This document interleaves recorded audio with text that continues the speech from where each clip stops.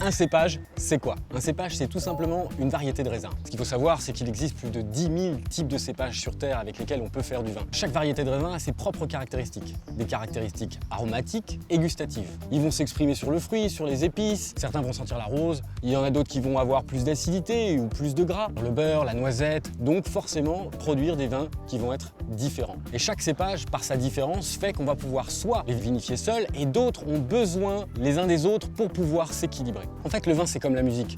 Ça peut être un solo, un duo, un trio, un quartet, un quintet ou un orchestre philharmonique. C'est vraiment une question de partition et de qui l'exécute. Vous les connaissez, vous les avez déjà entendus, au moins une fois. Si je vous dis le Cabernet, le Merlot, le Pinot Noir, Grenache, la Counoise, Clairette, Picpoul, Bourboulin, le Sauvignon, Petit Verdot, le Riesling, le Gewürztraminer, Roussanne, Grenache Blanc. Quand on a compris quel cépage on aimait, à ce moment-là, vous pouvez plus facilement retrouver les vins qui vont vous séduire. Ce qu'il faut essayer de comprendre, c'est que cette diversité-là, elle est incroyable.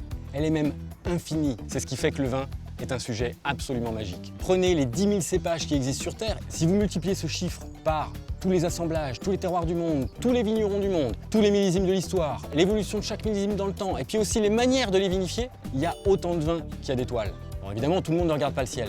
Le jour où vous regarderez le ciel accompagné d'un astronome, vous ne regarderez plus jamais la voûte étoilée de la même manière.